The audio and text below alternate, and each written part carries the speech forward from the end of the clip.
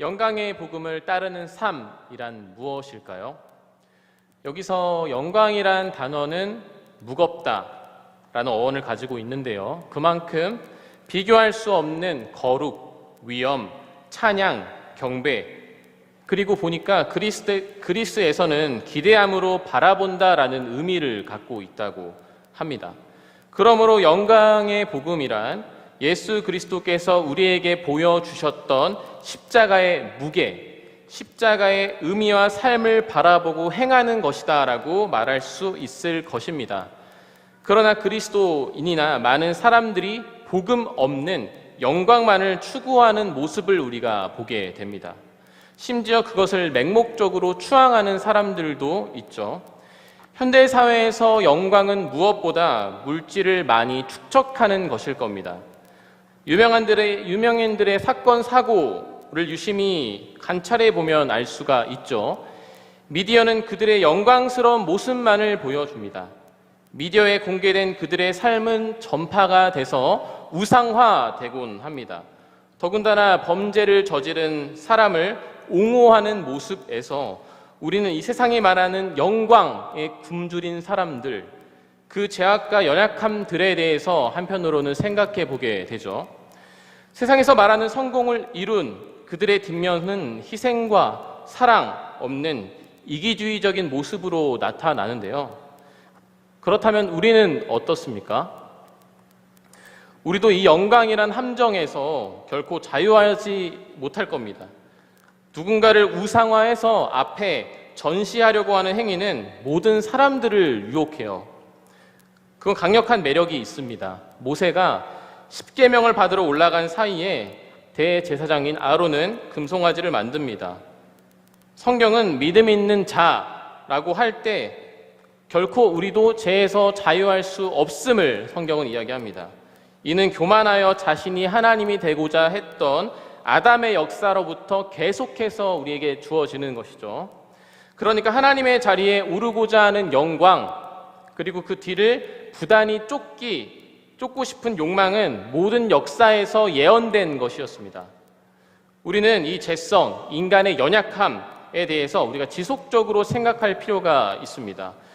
디모데전서 1장 14절에서 15절에 믿음과 사랑을 언급하면서도 바울이 동시에 자신을 뭐라고 표현하고 있죠? 죄인 중에 괴수라고 자신을 표현합니다. 이건 단순히 바울이 위대해서가 아닙니다.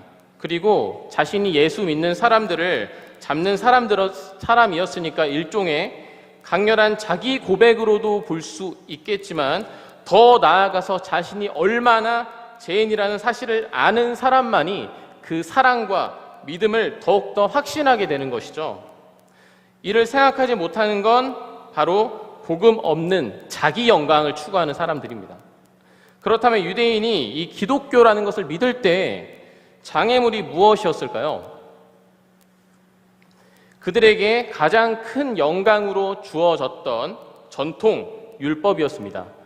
오늘 말씀은요, 이스라엘 백성의 신앙관인 율법을 영광으로 생각했던 이들에게 일침을 놓는 바울의 모습을 볼 수 있는 구절입니다.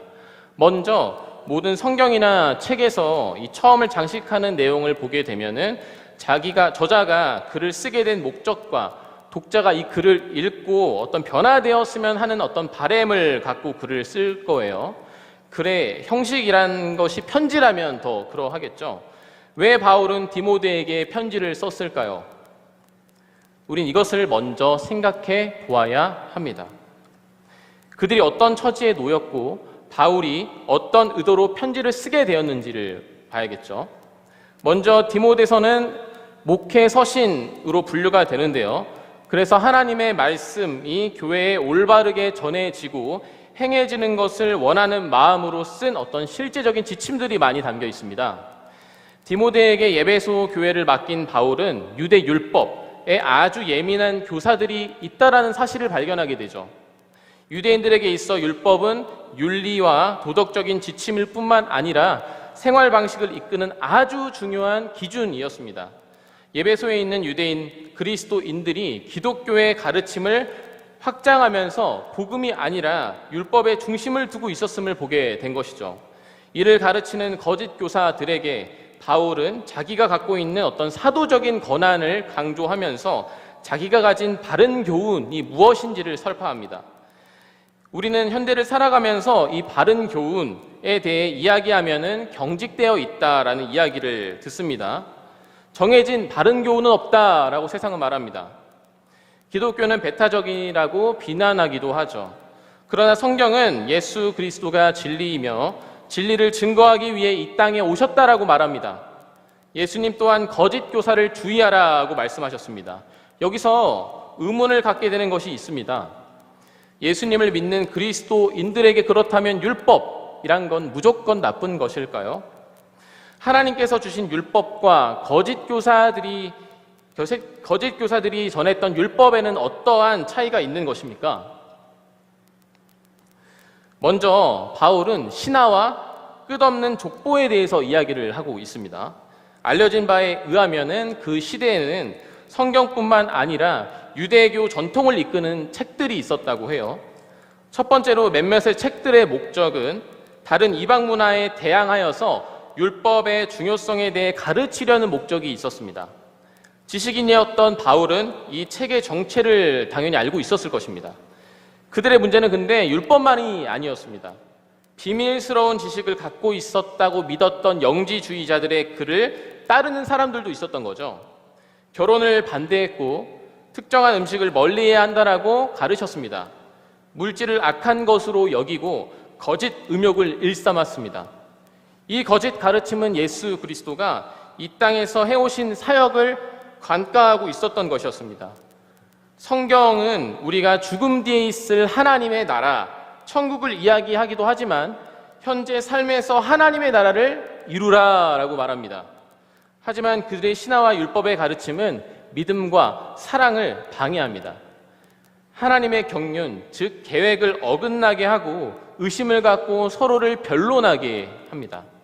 거기에는 서로를 사랑으로 대하는 하나님의 나라는 없고 항상 서로를 정죄의 대상으로 여기게 합니다. 우리는 예수님의 말씀을 온전히 받아들이고 정립했던 사도들의 말씀을 상상력이 아닌 균형 있게 받아들일 수 있는 노력 또한 필요합니다. 말씀은 신화가 아닙니다. 말씀은 우리에게 주어진 실제적인 것이고 더 나아가 모든 사람을 사랑으로 연결하는 끈입니다.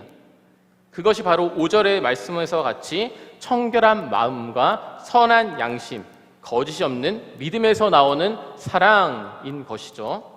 8절에서 바울은 이 율법을 폐기하려고 노력하는 것이 아니라 도리어 선행할 수 있는 어떤 가능성에 대한 이야기를 하고 있어요. 여기서 율법의 용도에 대해서 말할 수 있습니다. 율법은 성경의 말씀의 어떤 윤곽을 보여주는 역할을 합니다. 먼저 율법의 역할을 한번 살펴보고자 하는데요.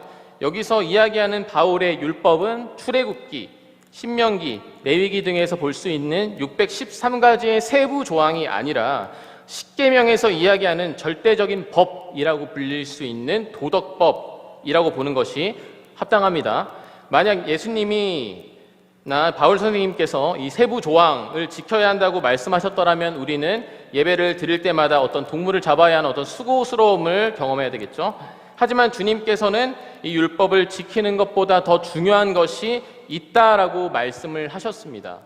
대표적으로 안식일에 밀 이삭 자르는 사건과 손 마른 사람을 고치는 사건이 있었죠. 그렇다면 안식일은 어떤 날입니까? 주님과의 온전한 관계, 쉼, 구원 등이 있는 날입니다. 주님과의 올바른 관계를 통해 회복을 누리는 날이죠. 그러나 율법주의자들은 이 안식일을 형식적으로 지켰고 그것으로 자신의 권위를 내세웠고 우상화했어요. 모든 날의 주인이신 예수님은 안식일의 주인이셨고 이 날을 사람들을 위하여 있는 것이라고까지 말씀을 하셨습니다. 그러니까 율법의 역할은 뭘까요? 주님에게로 가는 길이 무엇인지를 율법을 통해서 어렴풋이 알게 되는 거예요. 율법에 관해 바울은 공통적으로 비슷한 태도를 취하고 있습니다. 갈라디아서 3장 24절을 보시면요. 이같이 율법이 우리를 그리스도께로 인도하는 초등교사가 되어 우리로 하여금 믿음으로 말미암아 의롭다함을 얻게 하려 함이니라고 말을 하고요. 히브리서 10장 1절에서는 이렇게 말합니다. 율법은 장차 오실 좋은 일의 그림자다라고 말하는데요. 이 그림자는 그럼 누굽니까? 바로 예수 그리스도죠. 제가 유초등부 설교를 하면서 느끼는 것이기도 하지만 그 어려운 단어를 쓰게 되면은 아이들에게 들어가지 않습니다. 그들의 눈높이를 맞춘 단어를 선택해야 돼요. 그리고 주로 설교가 뭐뭐 하지 마세요 입니다. 마치 잔소리 같아요. 그러나 그게 선생님과 부모님의 사랑이라는 것을 아는 친구들은 어때요? 그것에 순종하게 되는 것이죠. 율법은 이것과 유사한 것이에요. 종교개혁자 마르틴 루터는 갈라디아서 강해에서 율법을 두 가지 목적으로 주어졌다고 말을 합니다. 첫째는 정치적, 사회적 목적이 있다라고 말을 하는데요. 개화되지 못한 사람들을 제어하기 위한 굴레다라고 말을 하고요. 그러니까 하나님의 나라의 온전한 질서를 유지하기 위해서 율법이 존재한다라는 거예요. 만약 십계명에 살인하지 말라라는 명령이 없다면 이 세상은 어떻게 될까요?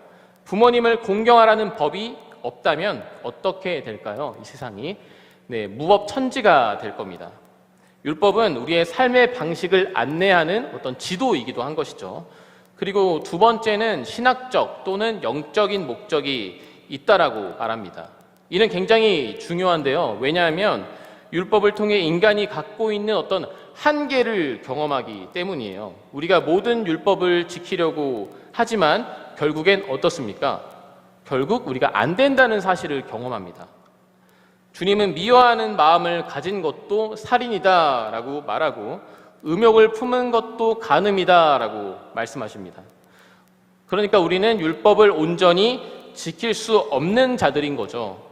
그럼 왜 이렇게 부당하게 우리에게 요구하시는 것처럼 보여질까요?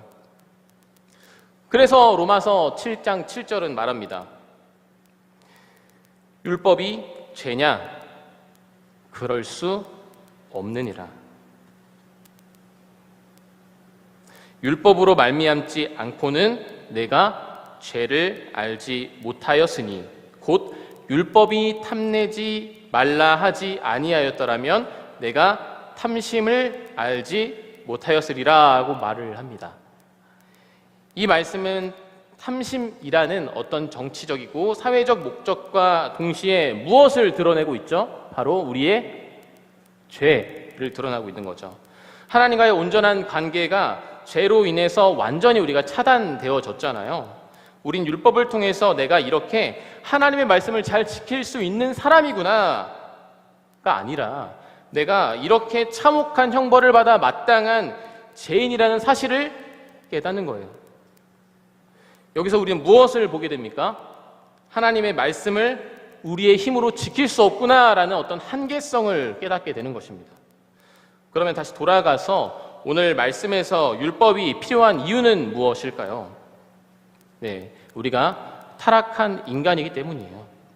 우린 본능적으로 불법에 이끌리는 어떤 경향성을 가지고 있습니다. 9절에 보시면 옳은 사람을 위하여 세운 것이 아니오 오직 불법한 자를 위해 세우셨다는 말씀이 나옵니다. 이는 악한 자를 제어하기 위한 거예요. 율법은 불법한 자를 드러내고 그때 신자가 자신이 용서받기 위해서 무엇을 해야 되는지 찾게 되죠. 근본적으로 우리는 그리스도를 통해서 이러한 죄의 사슬을 끊을 수가 있습니다. 예수님은 말씀하시죠. 의인을 부르러 온 것이 아니라 죄인을 불러 회개시키려고 왔다라고 말씀합니다. 율법은 하나님과 우리의 사이에 어떤 간극을 알려줌으로써 회개하게 하고 율법을 완성하신 그 예수님의 삶을 따라가게 만드십니다. 곧 바울은 유대교 그리스도인에게 신화와 족보, 영지주의와 어떤 율법주의에 멈춰있는 신앙에 대한 경고의 말씀과 올바른 신앙이 무엇인지를 목회적 관점에서 자세하게 이야기를 하고 있는 거죠. 자, 가령 믿는다고 하면서 우리가 부모를 공경하지 아니하고 음행과 남색과 인신매매와 거짓 맹세 교회를 통해 이웃에게 우리가 피해를 준다면 그것은 바울이 말한 다른 교훈을 따르는 사람이 될 겁니다.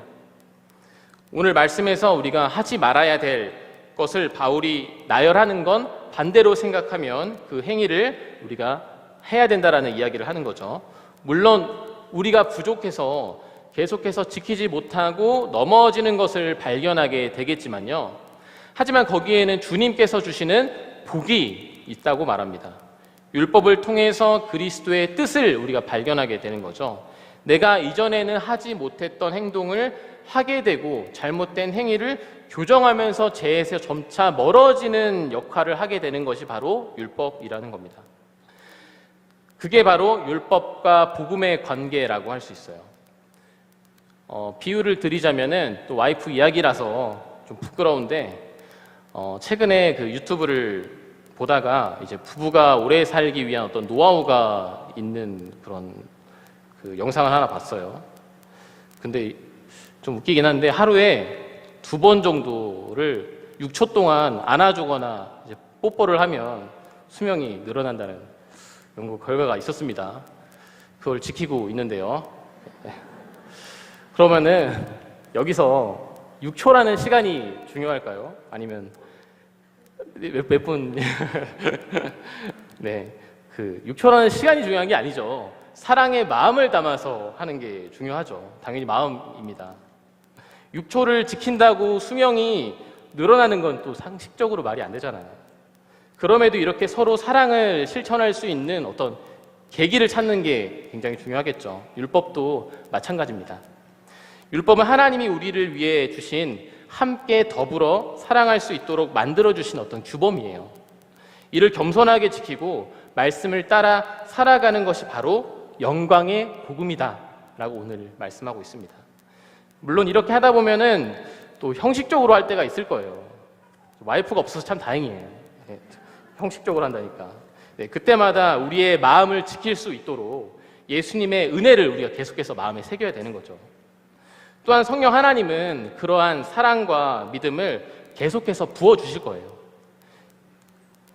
예수님을 믿으면 그러한 복이 있다라고 이야기를 합니다. 앞으로 가게 될 보이지 않는 영원한 하나님의 나라와 지금 우리에게 역사하시는 하나님의 나라 사이에서 우리가 복음을 연습하는 삶을 살아가는 거예요. 분명 죄와 사망의 법을 지닌 사단은 우리를 유혹할 거고 계속해서 무너뜨리려고 할 겁니다.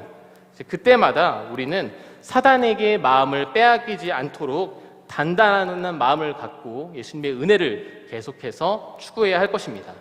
영광과 복음을 따르는 삶, 주님께서 주신 것을 기쁘게 받고 행하는 삶 가운데 나아가시는 우리 모든 성도님들 되시기를 축복하고 기도합니다. 기도하겠습니다.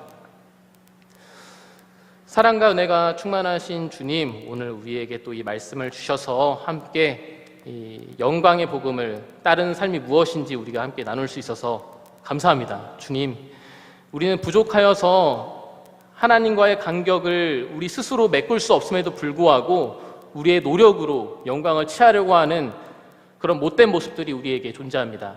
주님, 다시 한 번 더 주님께 나아갈 수 있도록 우리에게 또 용기 허락하여 주시고 더욱더 겸손하게 영광의 복음을 따르는 삶을 살아갈 수 있도록 우리 안에 하나님의 넘치는 복과 은혜와 사랑을 우리에게 허락하여 주시옵소서.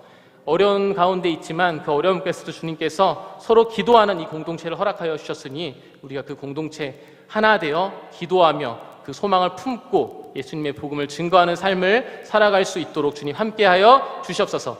감사합니다. 예수님의 이름으로 기도합니다. 아멘.